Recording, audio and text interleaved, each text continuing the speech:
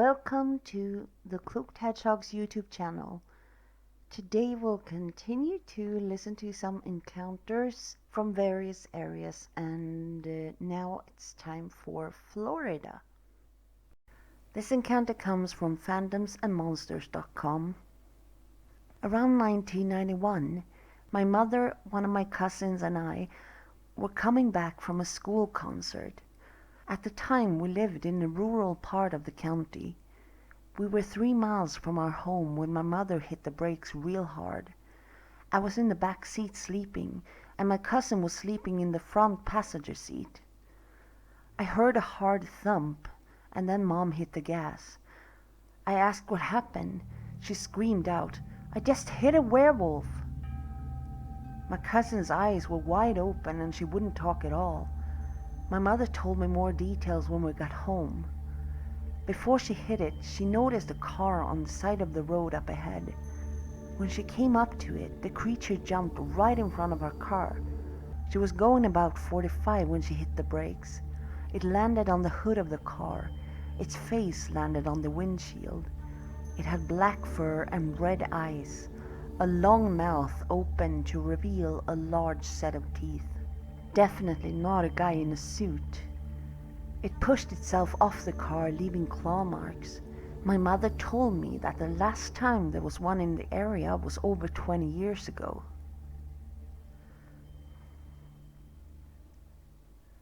This person's next story comes from 2001. I worked maintenance between 10 p.m. and 4 a.m. For about a week I heard weird sounds coming from the back of the building, which has thick brush. Not the typical animal sounds. One night I heard a loud crash coming from the side entrance. I investigated to find a large garbage can was thrown on top of the roof and rolled off. I was thinking kids until I got a strong whiff of something nasty. It wasn't the trash. Then I was thinking skunk ape. I quickly picked up all the trash and went back into the building. The next night, I was traveling between the two buildings when the thick brushes started shaking. I heard an animal make a horrible sound, like it was being choked. I ran into the lighted parking lot and turned around. I saw a large humanoid shape appear out of the brush, and it went back in. A couple nights later, my mother was waiting to pick me up when she saw a large shape come in under a light by his side entrance. It suddenly noticed her and went back into the shadows. A week passed without incident. Again, my mother was waiting to pick me up when she heard a couple of dogs barking close by. She turned to see a large hooded man walking behind the car. He was across the parking lot on the other side of the road. The dogs belonged to a couple of trailer folks nearby. These dogs travel in a pack of 4 to 5 and weigh between 60 and 90 pounds.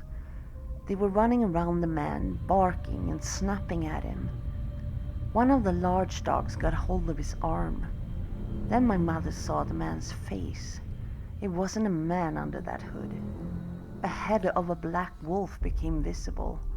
The unearthly being shook and then threw that dog like a doll. The rest of the dogs ran for their lives. The hooded creature walked into the nearby woods. The next night was a full moon, and I heard its unearthly howl. We never heard or saw it again. Now a housing project occupies the land where it once lived. This is the kind of story that really makes you think there is truly a part man in the man-wolf stories, but what that part really truly is, it's hard to say. This story comes from the Unexplained Mysteries forum. I was traveling Highway 10 from West Coast to South Florida. I was with my 6 kids and pulling a trailer with all my belongings and 3 dogs. I was in a big SUV. It was around 2 a.m. The kids were all asleep, and my daughter, about 13 years old, was in the passenger seat to make sure I stayed awake. So after traveling Highway 10 for 3 days, I had decided since we reached Florida, we would cut through the state to save some time. So we got off Highway 10 on an off-road in hopes of getting gas and making some time. It was along the Route 27 Apalachicola National Forest. We came to the first little gas station. It was closed. I was nervous. We needed gas. So we continued on. I told my daughter to keep an eye out for deer crossing the two-lane deserted highway, because hitting a deer could kill us all and turn us over due to the trailer we were pulling. We were traveling around 45 miles an hour.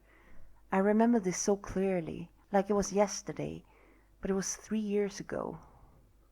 We had our brights on because the road was dark and winding. A few houses, but not many. As we came around the corner, in the headlights on the road was a lot of blood, fresh blood, and on the side of the road was this 6 or 7 foot tall thing, light like a deer, but on its hind legs, hunched over a dead deer, eating it. It did not look up, not even when my headlights hit it. It was using its arms like a human eating the deer. It had a very muscular body, pointing ears, and a long muzzle. If you ever saw a werewolf, this was it. Skinnier lower body, but use arms and hands just like a human. If it had looked up, I would have died. I looked over at my daughter, and we were both seeing the same thing at the same time. Tears came to my eyes instantly, and at the same time we both said, "Werewolf." I sped up. I was scared it would run, jump on my trailer and kill my dogs. As we got about a mile away, my heart was beating so hard. My daughter and I were so freaked out. It was a werewolf. I have never been a believer in werewolves. I don't watch movies or have any reason to make this up. And as a matter of fact, until today, I've only told a handful of people. There's a werewolf in Florida. Not sure of exact town or road, but I wish I did know so I could find out if we were the only ones to have seen this thing. I will live my life wondering. This report comes from phantomsandmonsters.com. My oldest son and his wife were traveling from Daytona Beach on Highway 100 towards Ocala. They were driving a work van with a trailer, going around 60 miles per hour at around midnight. There were no lights on the road, but their headlights illuminated a creature standing on the side of the road, looking across toward the other side. As they were approaching, it never looked into the headlights, but kept staring across the road. The description was a bipedal, wolf-like creature that appeared to be predominantly bare-skinned, though there was hair on some parts of the body. They described the face as evil, with visible teeth. My son stated that it was every bit as tall as the van he was driving. They continued on their way, praying that they would not break down. My youngest son was driving home along the same route he did every night. This was in Polk County, Florida. It was around 1:30 a.m. On consecutive nights, while traveling on the same stretch of road, a wolf-like creature ran in front of his car on all fours. It was huge. Its back was 4 foot from the ground, and it had a large, well-developed muscular chest which tapered dramatically towards abdomen and flanks.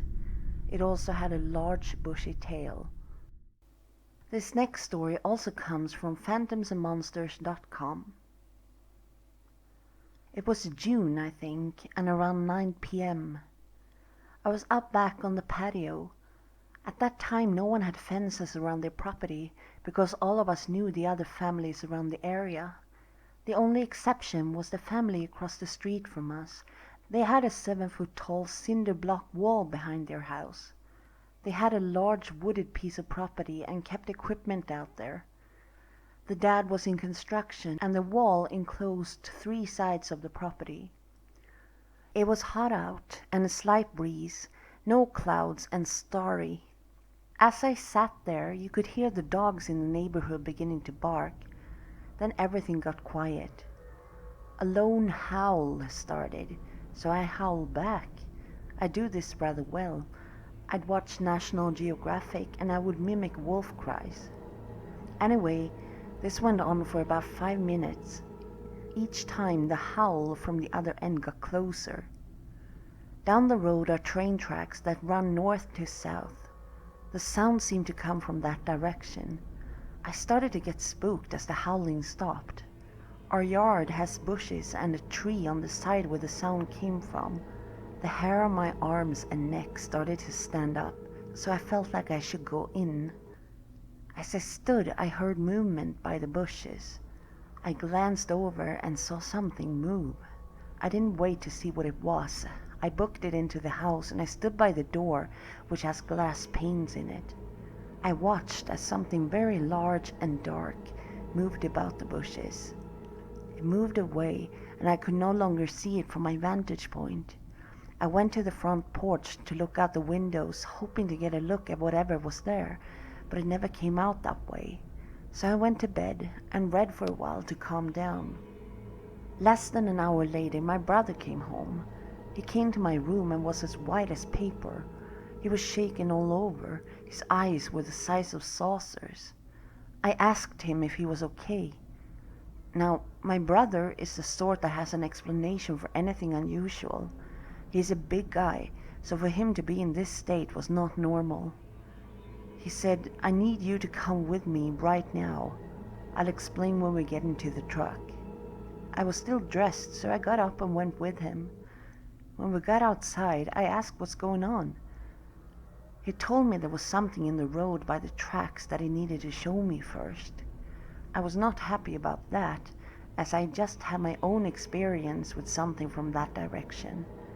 As we got there, it looked as if something had exploded all over the road. There was blood everywhere, as if something was mowed down in that spot, but there were no body parts anywhere. My brother then related what he had seen coming down the road. I was coming home, and as I got closer to the tracks, there was this huge thing lying in the road. I thought it must have been a Mastiff or Great Dane in the road, but as I pulled up to it, it didn't look like a dog I've ever seen. It was hairy. Its head and nose was twice the size of a dog. The body wasn't a dog, just dog-like, but much, much bigger. It was all over the place. There was an arm on the road. Not dog, a human arm. There was no trace of anything when we got there, and it was only minutes that it took us to get there. I said to get the hell out of there now, and we went back home. I told him what I had experienced just before he got home. A couple of days later, my sister came to me and said she has been seeing a large dog prowling around at night.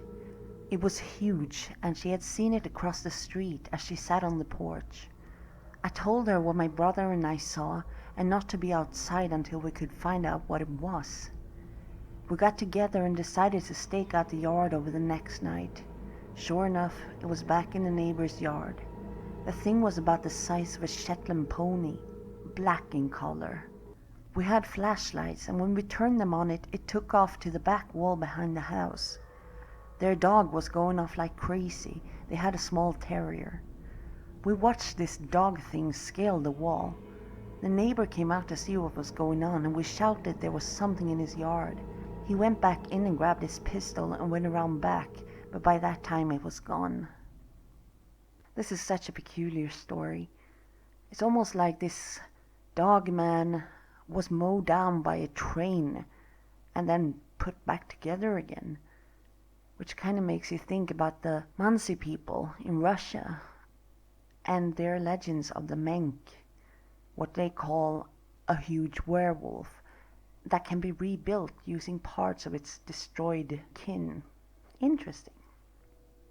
This was all for today, but if you want more of Florida Dogman sightings, you should go to Dogman Stories, because I know Amanda has done an episode on Florida, so I'm gonna link to that in the description. Remember to subscribe to my channel so you don't miss any future videos, and take care, and I'll see you next time.